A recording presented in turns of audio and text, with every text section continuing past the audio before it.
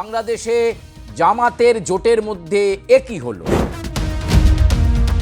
বিএনপিকে রোকবার জন্য মরিয়া জামাত। এই জোটে ভাঙন কিন্তু জামাতের পক্ষে খুব একটা ভালো হবে না। ইসলামী আন্দোলন বাংলাদেশকে বাদ দেওয়া সেটা কি খুব একটা সমীচীন হলো? জোটের মধ্যে এই দ্বন্দ্ব, এই শরিকি বিবাদ, এই শরিকি টানাপোড়েন সেটাকে বজায় রেখে 253টা আসনে প্রার্থী ঘোষণা করে দিল জামাতে ইসলামী। এই জোটের ফাটল তার জন্য কিন্তু পরিণাম দিতে হতে পারে। তাহলে কি এই জোট ছাপ ফেলতে পারবে, নাকি যোজন যোজন পেছনে চলে গেল এই সমস্ত রাজনৈতিক দলকে একত্রিত করতে না পারার কারণ? নমস্কার প্রিয় দর্শক বন্ধু, বাংলাদেশের এই বিশেষ প্রতিবেদনে আপনাদেরকে স্বাগত জানাই। আর বাংলাদেশের প্রতিবেদন মানে আপনারা এখন জানেন সম্পূর্ণরূপে রাজনৈতিক শিবিরগুলোর তৎপরতা, কে কোন রকম সমীকরণে চলছে, প্রচারের কৌশল কি, নির্বাচনী ইশতেহার কি, প্রতিশ্রুতিকে সামনে রেখে মানুষের কাছে কতটা পৌঁছতে পারছে রাজনৈতিক দলগুলো, জোটের অবস্থা কি রয়েছে, কোন দলের মধ্যে কি বিদ্রোহ রয়েছে, বিদ্রোহীদেরকে শান্ত করতে কে কি করছেন, এই সমস্ত কিছু নিয়েই আজকে আমাদের বাংলাদেশের বিশেষ প্রতিবেদন। বিশেষ প্রতিবেদনে পুরোটা চোখ রাখবেন, অবশ্যই লাইক করবেন, কমেন্ট করবেন, সাবস্ক্রাইব করবেন এবং অবশ্যই আবার বলছি, মন্তব্য যে আমাদের পক্ষেই যেতে হবে সবসময় এমনটা নয়।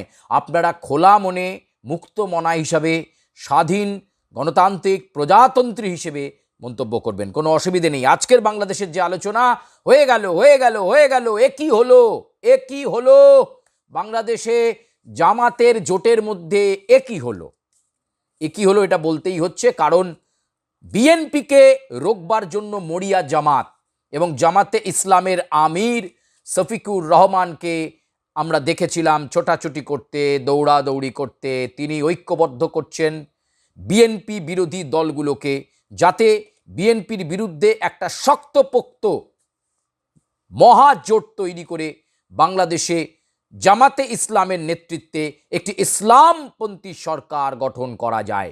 সেই মরিয়া চেষ্টায় জামাত জাতীয় নাগরিক পার্টিকে পাশে পেয়েছে, এছাড়াও অনেকগুলো দলকে পাশে পেয়েছে, কিন্তু তারই মধ্যে একই হলো জোটে ভাঙন। এই জোটে ভাঙন কিন্তু জামাতের পক্ষে খুব একটা ভালো হবে না।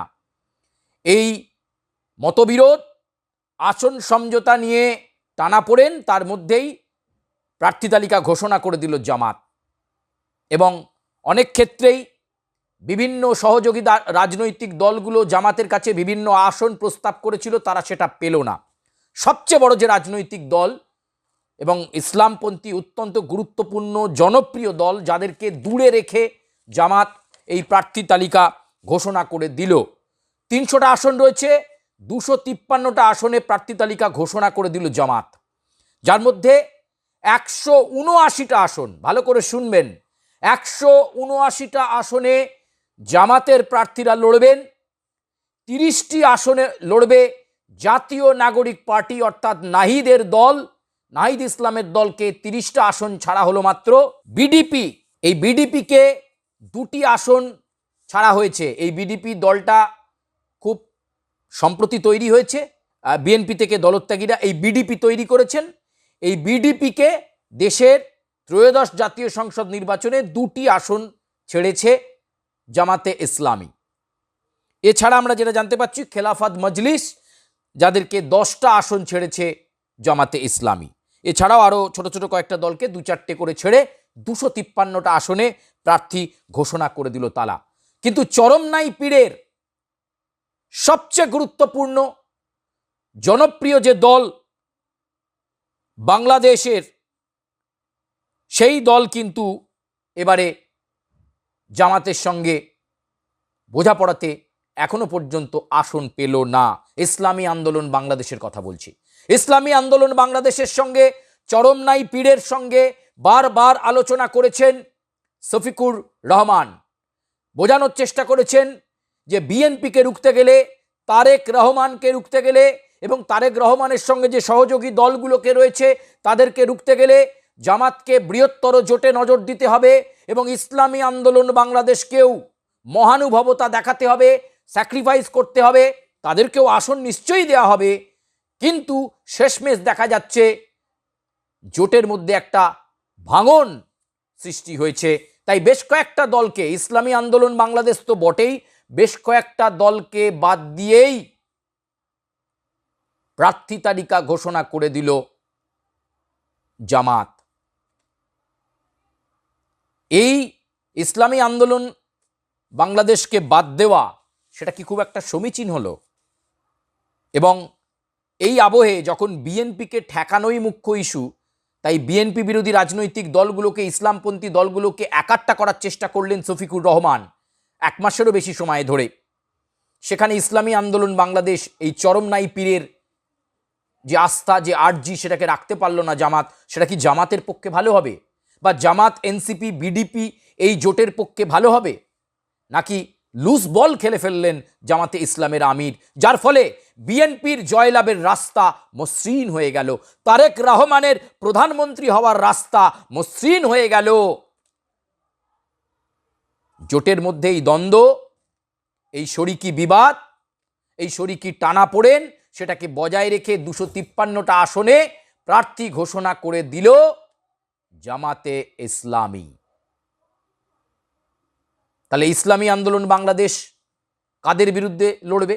তাদের মৌলিক শত্রু কে হবে? বিএনপি? নাকি যারা তাদেরকে আসন দিল না সেই জামাতের প্রার্থীদেরকে হারানোর জন্যই ইসলামী আন্দোলন বাংলাদেশ আলাদা করে প্রার্থী দেবে? নাকি শেষমেশ কিছু একটা হবে? 253টা আসন মানে মেজর আসনে প্রার্থী ঘোষণা হয়ে গেছে। তাহলে চরমনাই পীরের এই দল ইসলামী আন্দোলন বাংলাদেশ, এছাড়াও জাতীয় গণতান্ত্রিক পার্টিও রয়েছে। এই জাতীয় গণতান্ত্রিক পার্টিকেও একটি আসনও ছাড়েনি এখনো পর্যন্ত জামাত। তারাও বেশ কিছু আর্জি রেখেছিল, সেই আর্জিকে গুরুত্ব দেয়নি জামাত। তাহলে এই জাতীয় গণতান্ত্রিক পার্টি, ইসলামী আন্দোলন বাংলাদেশ, তারা কি একটা অন্য বিকল্প জোট করবে? সেই জোট হওয়া মানেই তো জামাতের যে জোট, সেই জোটে প্রভাব পড়বে, আর যার ফলে ভোট শতাংশে লাভবান হয়ে জয়লাভ করবে ড্যাং ড্যাং করে বিএনপি, তারেক রহমান। এই জায়গাটাই কিন্তু সর্বনাশ হয়ে গেল বলে অনেক বিশ্লেষক তারা মনে করছেন। যারা রাজনৈতিক বিশ্লেষণ বোঝেন, রাজনৈতিক শিবির বোঝেন, বাংলাদেশের মাটি বোঝেন, তারা কিন্তু বলছেন ইসলামী আন্দোলন বাংলাদেশ এবং জাতীয় গণতান্ত্রিক পার্টি, তাদেরকে সঙ্গে নিয়েই চলা যেত। একটুখানি তাদের দিকটা যদি গুরুত্ব দিয়ে দেখতেন জামাতে ইসলামের আমির শফিকুর রহমান। কি এমন হলো? এনসিপিকে 30টা আসন ছাড়া গেল, বিডিপিকে 2টো আসন ছাড়া গেল, খেলাফত মজলিসকে 10টা আসন ছাড়া গেল, নিজেদের কাছে 179টা আসন রাখা গেল। তাহলে এই কয়েকটা দলকে কি দেওয়া গেল না? এই জোটের ভাঙন খুব একটা ভালো ইঙ্গিত কিন্তু দিচ্ছে না। এই জোটের ফাটল, তার জন্য কিন্তু পরিণাম দিতে হতে পারে। এই জোটের ফাটলের কারণে হয়তো 12ই ফেব্রুয়ারি কড়া লড়াই, কড়া চ্যালেঞ্জের মুখে পড়তে হবে জামাতে ইসলামের এই নেতৃত্বাধীন জোটকে। কারণ ইসলামী আন্দোলন বাংলাদেশ নিশ্চয়ই হাত গুটিয়ে বসে থাকবে না, জাতীয় গণতান্ত্রিক পার্টি তারাও হাত গুটিয়ে বসে থাকবে না। তারাও নিশ্চয়ই এই নির্বাচনে অংশ নেওয়ার চেষ্টা করে, ফলে 12ই ফেব্রুয়ারি নির্বাচন যদি খণ্ড খণ্ড চিত্রে ভাগ হয়ে যায়, তাহলে ইকুয়েশন বলছে, সমীকরণ বলছে, বিএনপির ক্ষমতায় আসা কেউ রুখতে পারবে না এবং তারেক রহমানের প্রধানমন্ত্রিত্ব কেউ রুখতে পারবে না। এতদিন ধরে ধৈর্য, এতদিন ধরে একটা শিক্ষিত পরিশীলিত মনোভাব দেখিয়ে এসে শফিকুর রহমানের দল শেষ মুহূর্তে কেন এই কাজ করলেন তা নিয়ে প্রশ্ন উঠছে। তাহলে কি এই জোট ছাপ ফেলতে পারবে, নাকি যোজন যোজন পেছনে চলে গেল এই সমস্ত রাজনৈতিক দলকে একত্রিত করতে না পারার কারণে? প্রিয় দর্শক বন্ধু, আজকের মতো বাংলাদেশে পর্যন্তই। কিন্তু আপনারা বাংলাদেশের কন্টেন্টে যেভাবে মন্তব্য করছেন করবেন। আবার বলছি, আপনাদের স্বাধীন মন্তব্য আমাদের শিরোধার্য। 12ই ফেব্রুয়ারি নির্বাচন কতটা সুষ্ঠু অবাধ হয় সেই দিকে আমরা তাকিয়ে রয়েছি। কে হবেন বাংলাদেশের প্রধানমন্ত্রী, নির্বাচিত সরকারের প্রধানমন্ত্রী, তার দিকেও আমাদের নজর থাকবে। আমরা শুধু নির্বাচনী উত্তাপ, পরিস্থিতি, সমীকরণ আপনাদের সামনে তুলে ধরছি। ধন্যবাদ, আজকের মতো এ পর্যন্তই।